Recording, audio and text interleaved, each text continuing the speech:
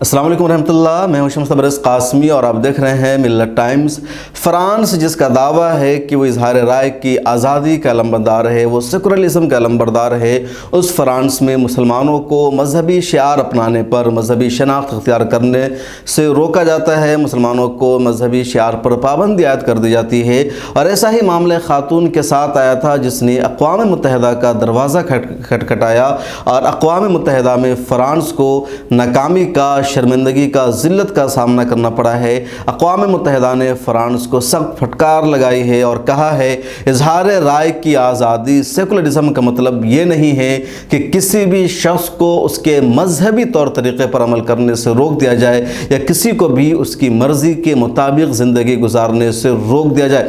دراصل معاملہ خاتون کا ہے، 2010 کی بات ہے۔ ایک خاتون نے ایک اسکول کے کمپٹیشن ایگزام میں سارے ایگزام میں کامیابی حاصل کر لی تھی اور اس کا ایک سلیکشن ہونا ضروری تھا، لیکن محض اس وجہ سے اس خاتون کا سلیکشن نہیں کیا گیا کیونکہ اس خاتون نے اسکارف لگا رکھا تھا، اپنے سر کو ڈھانپ رکھا تھا۔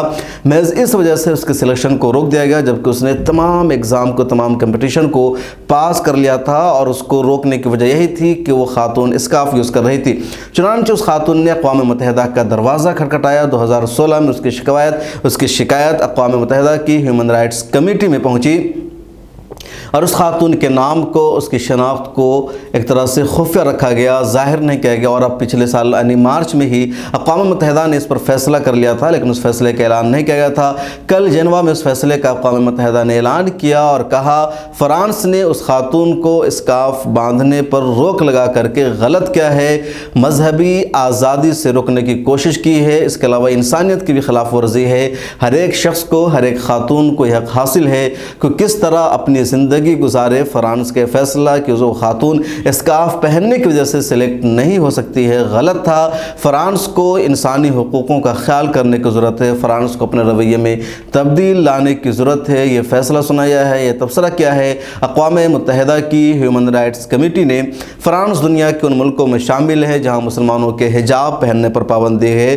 فرانس ان ملکوں میں شامل ہے جہاں دسیوں مسجدوں پر تالا لگا دیا گیا ہے، یعنی مسلمانوں کو مذہبی طور پر یا مسلمانوں کو مسجد میں نماز پڑھنے سے بھی فرانس میں روکا جاتا ہے۔ فرانس میں کئی مرتبہ اذان دینے سے بھی روکا جاتا ہے، حجاب پہننے پر وہاں پہلے سے جرمانہ عائد ہے۔ اس کے علاوہ پچھلے دنوں فرانس سے ہی خبر آئی تھی کہ فرانس کی ایک مسجد میں مسلمانوں پر حملہ ہو گیا اور اس مسجد میں نماز پڑھنے میں مسلمانوں کی طرف سے خطرہ محسوس ہو رہا تھا۔ چنانچہ مسلمانوں نے وہاں کی میونسپلٹی میں شکایت کی کہ ہماری مسجد کو خطرہ لائق ہے، یہاں اکثر حملہ ہو جاتا ہے، سیکورٹی چاہیے۔ جو شدت پسند عیسائی ہے وہ آ کر کے مسجد پر اٹیک کر دیتے ہیں۔ چنانچہ وہاں کی میونسپلٹی نے، وہاں کی عدالت نے یہ فیصلہ سنا دیا کہ اگر مسجد کو خطرہ لائق ہے، مسجد میں آپ لوگ محفوظ نہیں ہیں، تو پھر آپ مسجد میں تالا لگا دیجیے اور اپنے گھروں میں ہی نماز ادا کیجیے۔ تو یہ فرانس کے سیکولرزم کا ماڈل ہے جہاں ذرہ برابر بھی مذہبی آزادی نہیں ہے، یعنی ایک طرح سے مذہبی آزادی کا، ہیومن رائٹس کی وہاں آزادی نہیں، ہیومن رائٹس کا وائلیشن کیا جاتا ہے۔